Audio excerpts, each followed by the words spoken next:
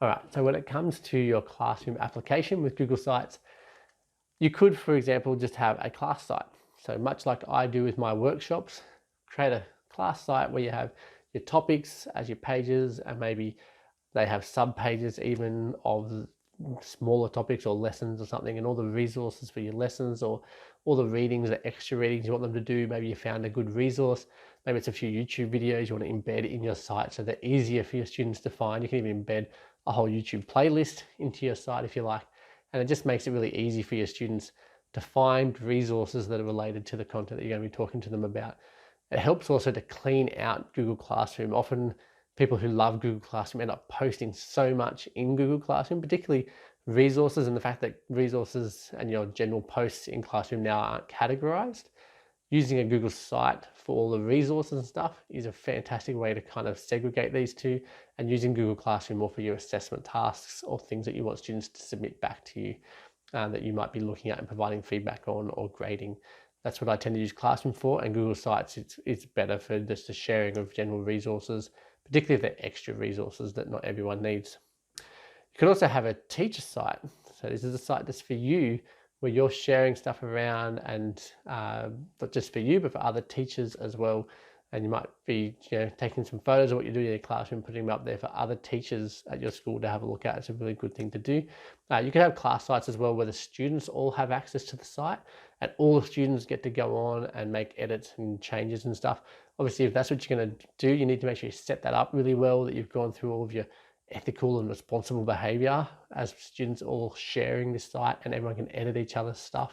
So just be wary of that, and have some kind of system set up where you can monitor and check who's doing what, and that you might choose, for example, to set, this person's going to do the website this week and this person's going to do the website the next week, just to make it easier to get started with. And then as they get better and better at it, you start to just open it up to everyone being able to edit the site anytime they like.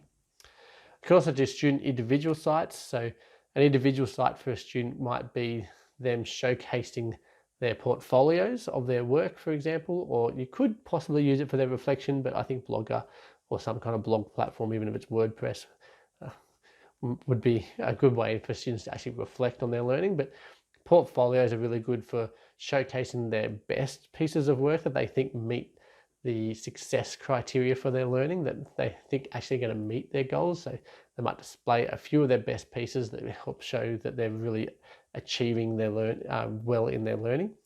But you could also use their portfolio to show, so you might have them original work and then their drafts as they go, and so they can actually see how they've gotten better over time throughout your course. So it might be their first lot of essay writing that they did at the beginning of year 9, and then at the end of year 9, what was their final essay like, and comparing the best bits and the worst bits. And the students then can reflect and go, oh, okay, I can see how my writing and my ability to analyze and all those sorts of things have developed throughout the year. Even though we've done different topics and all those sorts of things, they still kind of tie together in terms of the skill set that the students are using as they do that. And so thinking about how you can use sites to really show this to the students and to show this to parents is a really good thing. I like to share sites, if they're student sites, with parents at the very least, hopefully across the whole school as well, so that you can then say, oh, here, have a look at your students' work. Even if it's in a parent-teacher interview, I can turn my computer around and go, look, here is the work that he chose or that she chose to showcase how she's been learning and how she's been going. Here's a reflection piece that she wrote about the differences in how she wrote at the beginning of the year compared to how she wrote at the end of the year, or maybe compared to, it might be a visual text or something, or her movement performances that she's done, and comparing that with one she's done earlier. It's a really good way to just showcase student work to their parents and show them what's happening in your classroom.